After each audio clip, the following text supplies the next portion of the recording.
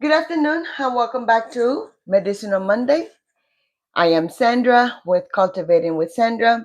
It is a pleasure to have you here. If you are new, thank you for joining us. If you are returning, thank you for trusting us and coming back. We would like to ask you for a favor, and it is for you to subscribe, like, or share this video because that will allow us to grow and share with other people that may be interested in it. So once again, Sandra with Cultivating with Sandra. So today we are going to be talking all about apothecaries and the benefit of either sourcing it or growing your own. So I wanted to give you 5 to 10 herbs that you can start with. Well, y'all, I could not narrow it down to 5 to 10. So I'm going to give you 15. Yes, I'm going to give you 15 herbs that you can plant yourself if you wanted to have a living apothecary, and 15 that you can actually source. Now, from those 15, I'm not telling you that you need to do all 15, but those are the 15 that you can choose from that will make sure that you have a good source apothecary. So you do not have to do them all, you just choose from it. But the question really is, do I grow my own medicine or do I source my own medicine? And that is going to depend on what approach you want to take, how much time you have, what space you have, and if you want to actually secure 100% organic medicine. And what I'm calling medicine is your food. So today we'll have our building strategies. I have my seeds here. So we are gonna build these strategies. So if you need get something to write with, get something to take notes, and because today is our foundational day. Before we begin, once again, I'm gonna ask you that if you haven't subscribed or turn on notification, you do that so you don't miss a Medicinal Monday. And remember, our kitchen, your kitchen, is the beginning or the beginning stages of your apothecary, and we are going to learn how to do one remedy at a time. So, a living apothecary is a medicine that you grow yourself. It is fresh, it is seasonal, it is renewable, it is adapted based on your climate. You harvest it, you dry it, and you prepare it. But not all herbs belong in the backyard. And if they belong in the backyard, some herbs takes years for you to have it ready for harvest. Those what I'm talking about are roots. So let's talk about okay, so that is if you do a living apothecary. If you do a source apothecary, so I have some of the herbs here. These are going to be basically for the herbs that take too long, or they don't grow in your climate. There are tree barks, and when I say tree barks, it's like cinnamon, and you should not harvest them occasionally, so you could have to continue. So deciding between the two is what we are going to start. That is what we're going to decide today. So the first herb that you can grow in your apothecary is basil. So there are different kinds of basil. There's the culinary basil, there's the Genovese basil, there's the Thai basil, and there's actually the holy basil that is called tulsi. So those are different types of basil. You will have to decide which basil is best for you. That is what I love about growing herbs, is that you decide which ones you want because there may be some, but always make sure that it is the one that has medicinal value. So basil is good for the digestive and the immune system, and it needs full sun. And it likes to be watered regularly. So don't ever let this one go dry. and it grows really fast. The good thing about basil is if you are going to plant basil in a container or in your raised bed, you will always have seeds, because once this go to seed, the seeds will drop and you will have free plants throughout the year seasons, and also for years to come. So basil will be the first one that I would recommend for you to plant if you are planting a living apothecary. The next one is many see it as just a beautiful flower, and it's calendula. So calendula, love these. You could start planting calendula once the soil reaches 65 degrees. It germinates between 7 and 14 days, and it needs full sun. So what can we use calendula for?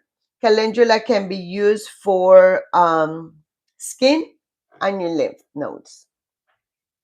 So this is good. You can start this inside. You could start them outside, and you can also save the seeds.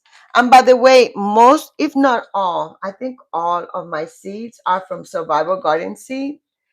I have tried a lot, and I really like this one for convenience. They're good. They germinate very well, and I could get them in Amazon, and it comes pretty much the next day. So if I'm forgetting something last minute, I know that I can count on Survivor Seeds really quick, and their quality is awesome. So yes, so this one is very easy to grow from seed. It needs moderate water, and the soil has to drain. No waterlog on calendula. The next one is chamomile. Chamomile germinates in 10 to 14 days. The soil has to be at least 60 degrees. They really like the soil to be 65 to 70, but it could have full sun and it could have partial sun. It's a beauty in your garden, and also, but it's good for the digestive and the nervous system. So we are going to be talking about some of the herbs and making some remedies. And this one is a good one to have. Chamomile. The next one is dandelion. And for some of you, it's like dandelion. Yep. Dandelion is what we consider a weed, but it has so many medicinal values and properties. So you can even use them, harvest them from your yard if you needed some, as long as you have not used no herbicide, no pesticide, none of those side things for your garden. You can, because remember, dandelion grows very itself grows very easily. You usually could have it in the cracks of your slab or anywhere else that it feels that the soil needs to be softened. So it's actually fixing your soil. But for us, it helps with our liver and digestion. It needs full sun, water is moderate, and it's a deep tap root. So it is a very good one to have. Echinacea is our next one. It's a beautiful flower. It looks similar to the calendula, only that you see it's opposite. Their centerpiece is bigger and the flowers are less, and this one the centerpiece is more and the flowers are more. Beautiful, beautiful, beautiful. It takes 10 to 20 days to germinate. The soil needs to be at least 65 degrees and it needs full light. So what can we use echinacea for? The immune system. Anything that has to do with the immune system. But if you are going to use the roots, which I do also use echinacea root, it needs to be planted for at least 3 years for you to harvest the root. So at least for the flowers is great. Good immune system support. The next one, many of us know it, is lavender. Lavender does have to have cold stratification. What that means is right before you plant this um, in your garden, you want to put the selected seeds. Don't put the whole packet. Just select the seeds that if you're gonna plant 10, 20, you put it in a paper towel, dampen the paper towel, put it in a Ziploc baggie, put it in your refrigerator, and then 21 days later you could pull it out and then plant them. So that is a good lavender. So lavender, what do we use lavender for? We use lavender to sleep and also for our nervous system. Does not like a lot of water. The roots hate to be wet, and it needs sandy, excellent drainage soil. So lavender will be my next one. Okay, one of my favorite ones is coming up next, and it is lemon balm. Lemon balm germinates in 8 to 15 days. Soil needs to be around 65. It needs full sun. It These seeds need light for germination, so you want to put this on the top of your soil. You don't want to put them too deep into the soil. And when you put them on, make sure you tap them so you could have soil contact. So what do we use lemon balm for? Also nervous system, digestive system, immune system, and it spreads really easily. So lemon balm, you want to grow them in a container. Okay. So the next one is mint. And there's all kind of different types of mint. There's peppermint, there's spearmint, there's catnip, there's regular mint. They're all in the mint family. And people wonder about catnip, but catnip has one of the stronger mint taste, and it does need scald stratification for the catnip. And you can also use regular mint. So you will decide which mint is best for you.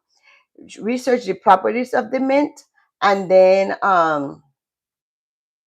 decide which one of the mints you want, or you could grow all of them, but all in a container, just like the lemon balm, all in a container. So what do we use mint for? Digestive and respiratory, and also for taste, for flavors. Sometimes you have to make a tea and it's bitter. Using mint will help us with the taste to get that tea down. Containers, don't forget in containers. Okay. The next one is nettle. Nettle you can grow. Can you turn the AC down? So sorry, y'all. It's getting hot. I guess I have all the windows and I'm hot. So honey is gonna turn down the AC for me. Okay, so the next one is nettle. Nettle is called as stinging nettles because the leaves and what it has is has these little fibers that kind of like sting.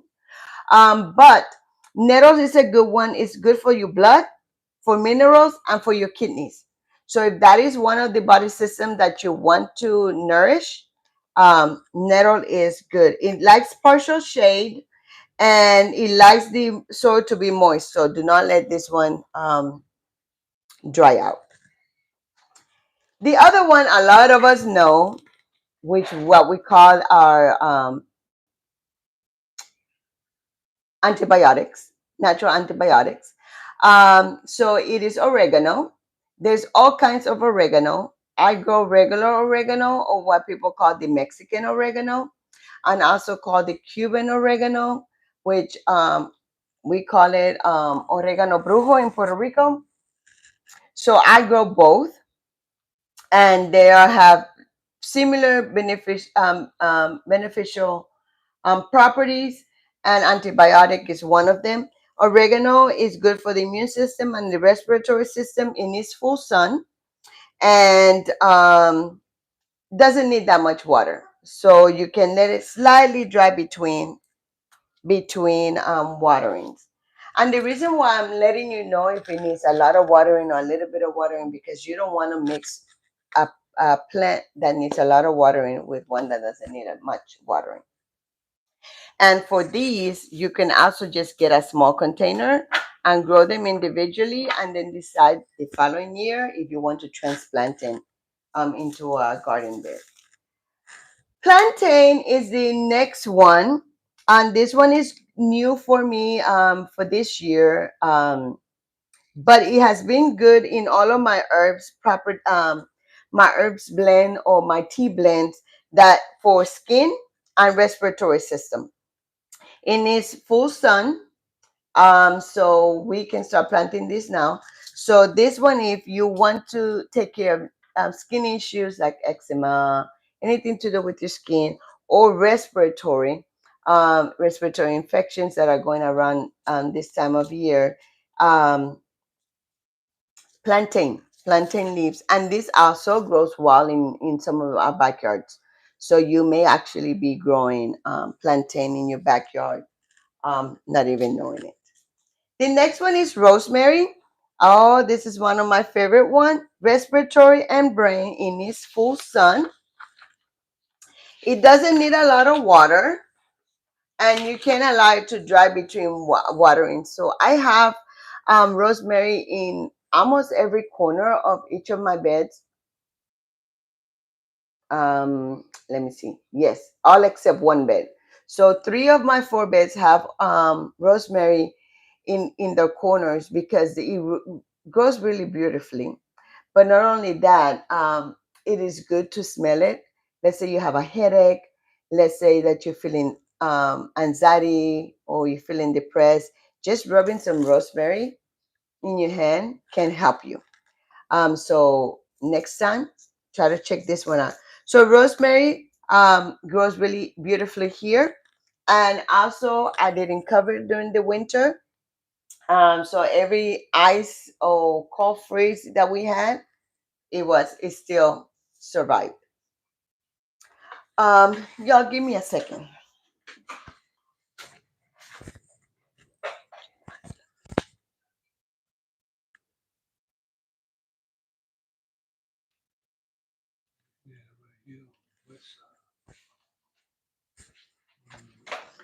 Okay, sorry about that. Needed to check something right quick on the camera.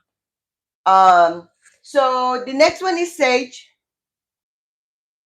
and sage is good for throat and digestion, and likes full sun, low water, and it prefers to dry out. So it is something good that we can use.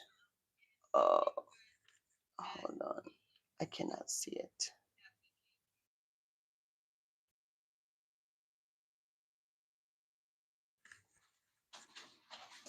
Okay, we're having in and out connection issues, so bear with us, and I do apologize for that. So sage is good, and it is the some of you saw me on planting our garden last Thursday, and it is my big plant that grows. It is beautiful, and remember, throat and digestion is really good. The next one is thyme. Thyme grows pretty slow, but thyme is good for respiratory and immune in its full sun, and it tastes awesome in soups. So thyme, for those of you that have respiratory, especially when it's cold and the flu season and things like that, thyme is really good. And the last one of the 15 herbs that I would like you to consider if you decide to do a living apothecary is yarrow. Yarrow is good for the circulatory system and the immune system, full sun, and it's low water. Yes. And it germinates. It takes almost a whole month to germinate. But look at those beautiful flowers. And the medicinal value is good for circulation and immunity. So those are the 15 herbs will support most of your body systems, and it will help you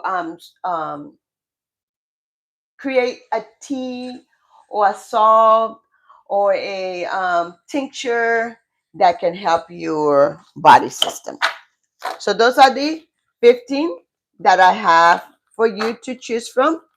If you ask me how many you should do, I will start with 5. Once again, you will look at what your family needs. What are your needs? What are your family needs? Um, and then let it help you choose which 5. Now, if you want to do all 15, that's great too. You could do all 15. Once we get our wood chips delivered, don't know when they're coming, then we'll start planting ours, and I will be planting more than 15, and then we'll walk you through that process too. So now let's say, oh, Sandra, I am not going to be planting anything outside. All I want to do is source them. So all we ask you that you do when you source them, that you source them from a reputable um, store, and it could be online because we use at least three herb stores. We use a local one in Houston. Um, it is way more expensive when you buy them in small amounts.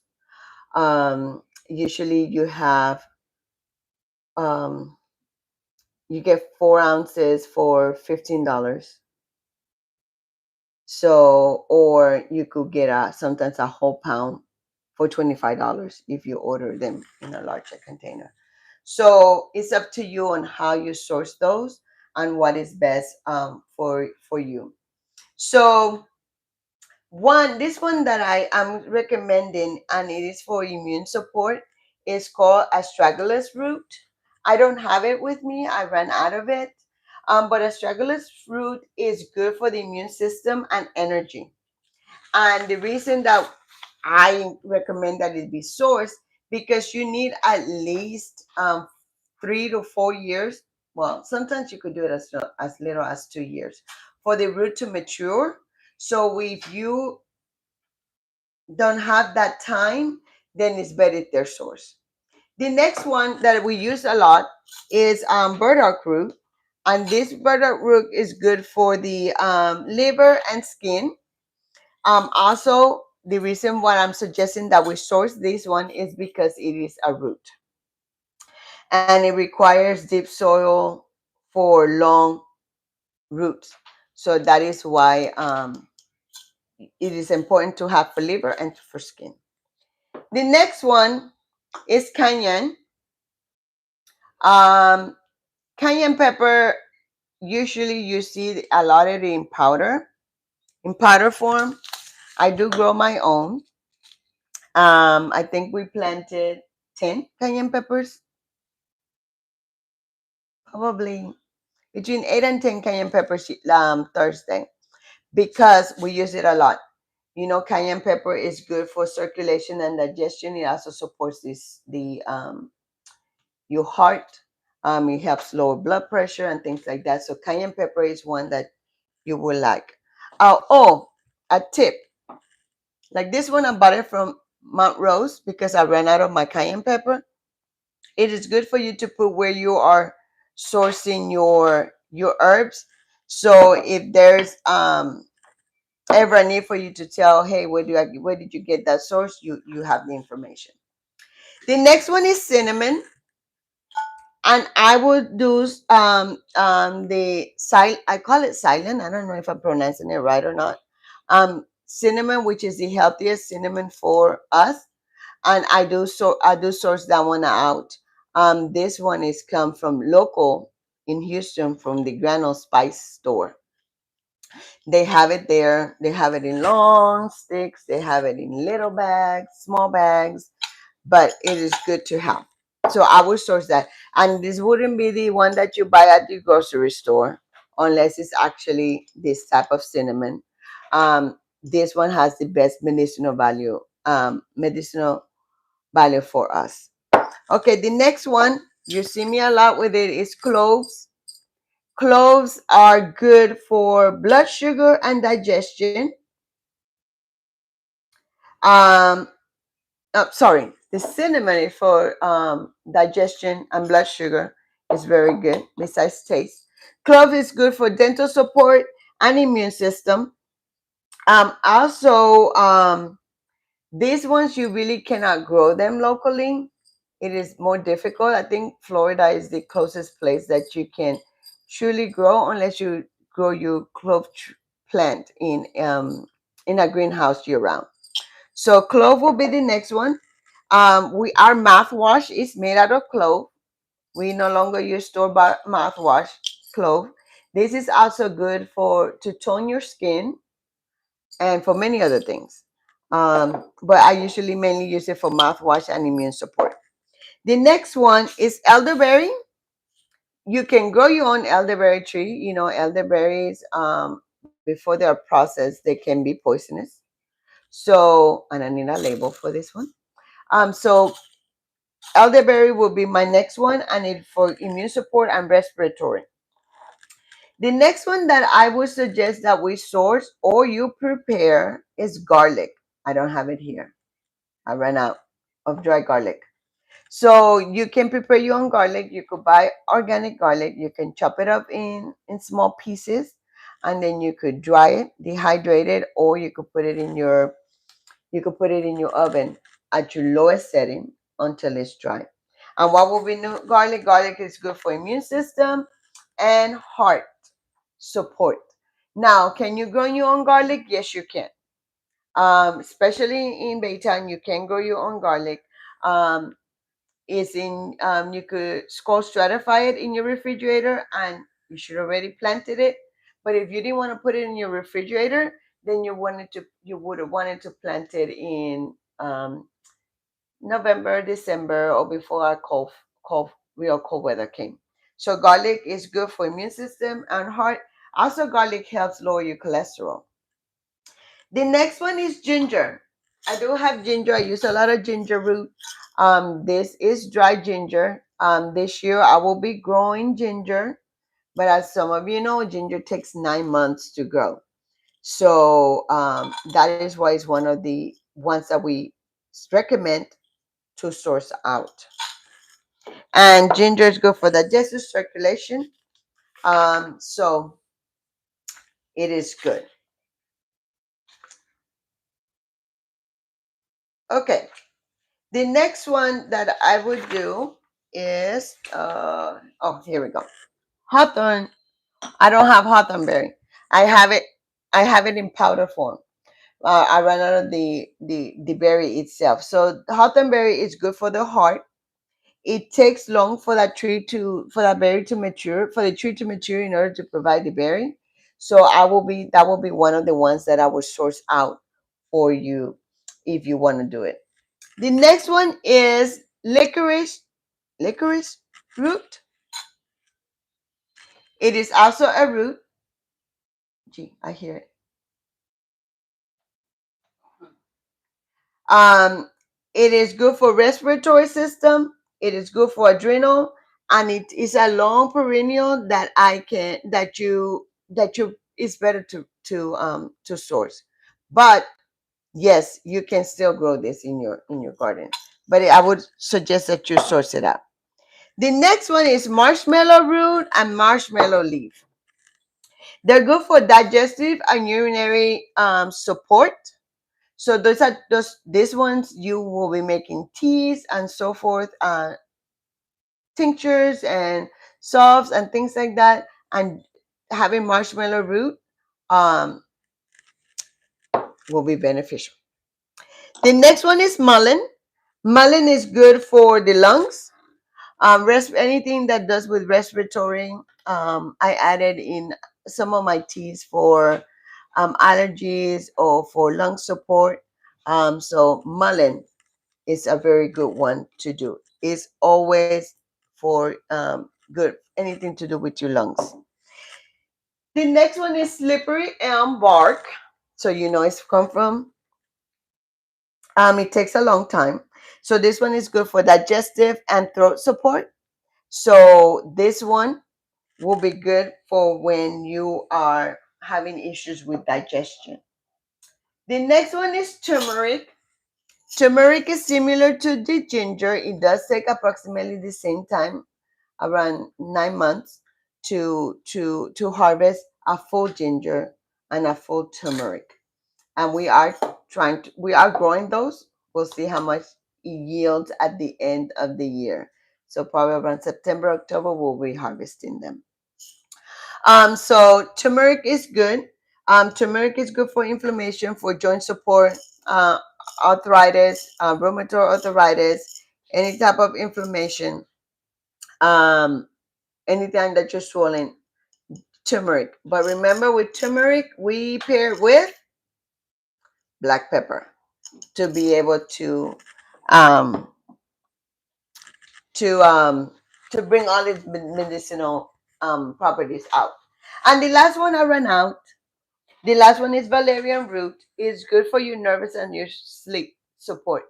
If you're struggling sleeping, you could. People usually take chamomile, catnip, mint to relax the body and to. But if though none of those are working for you, add a little bit of valerian root. It will relax you. You will definitely go into deep sleep, and it will be you don't have that grogginess afterwards like you would with Ambien or any sleep medication. But the root, for valerian root, it takes 2 to 3 years to mature. So that is one of the reasons that we would source them out. So if you notice that those are the 15, even though I only have single de 12 here, missing 3 of them. These are the 15 that I would source out for you to start your apothecary. Your Sourced Apothecary. And the reason why is because most of them are roots, and it's going to take us a long time. So why not? And we need those medicinal properties. So why not source those out? So what do I do? And tropical botanical things that take many years for it to mature. So do you need all 15? Oh, I think it's 25 if you count none of the repeaters between apothecary and living. Do you need all 50, 20, 22 of them? You don't. I want you to think about it as what it is important to you. What is it that your body needs? Is it that soon you're going to be your life stages are changing? Are you going from, or do you have kids that are, preteen, that are going into teen, that are going to need some support as they are developing? Are you changing from um, into premenopause? What herbs do I need? I want you to think of what condition or what herbs can support the prescription that I'm currently taking, you know? And that would allow you to reduce the amount of prescription. It could help you reduce the amount of prescription you have to take. But remember that all of this is just information that I'm sharing, is for educational purposes. I cannot diagnose you. I am not a doctor. I cannot replace your prescription medicine, but I can tell you what can support those body systems.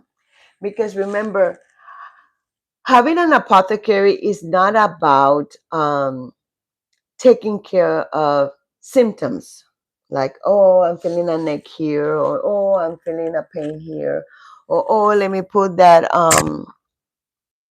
soft so you could take that has cayenne pepper, whatever. And it's not about that. It is more about how can I support my digestive system, the whole thing.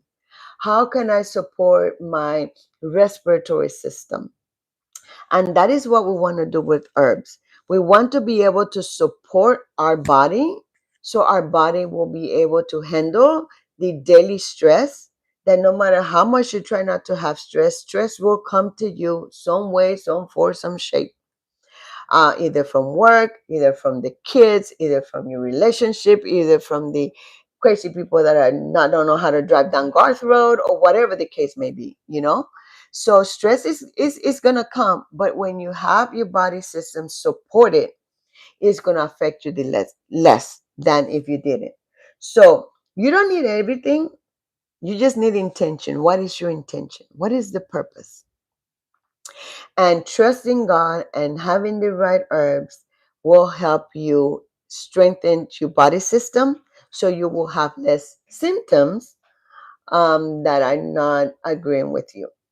So you want to build somewhere apothecary slowly and intentionally.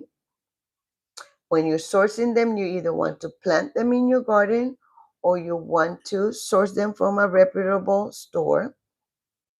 Um, I only found one in Houston that I really like. I keep looking for more, but I don't see any more.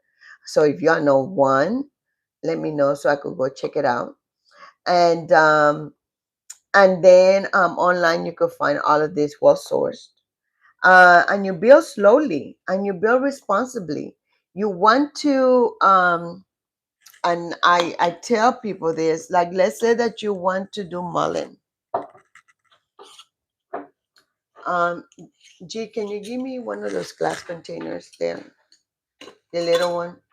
No, right in there.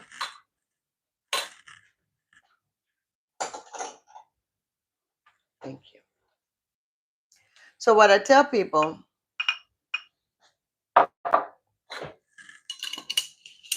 and you want to do this separately, um, you want to be able to smell the herb, what it smells like, what it feels like.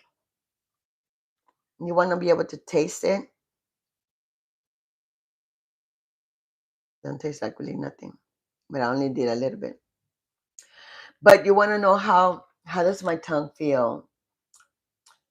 What is it that I'm feeling? Does the smell of it make me relax? Does it make me tense up? Because when you are making your teas and your remedy, you want to know how your body's going to react. If you are going to make this for your kid and you cannot drink it yourself, most likely the kids are not going to drink it either. So it takes time to know how each herb works with your own body. And just because it works with my body well doesn't mean that it's going to work with my husband's body well also. So that is why you start in small amounts. You never make, let's say you're making a tea, you never make huge batches of tea. You make small amount to make sure that, yeah. I made a sleep tea um, a couple of weeks ago, and I take it like when I can't sleep, I'll take it, and within 30-45 minutes, I'm out. On the other hand, my husband took it, and he was restless the whole night. So not everything is going to function the same way for you. So that is why you start small. You start with intention. You taste it. You have a feel for it.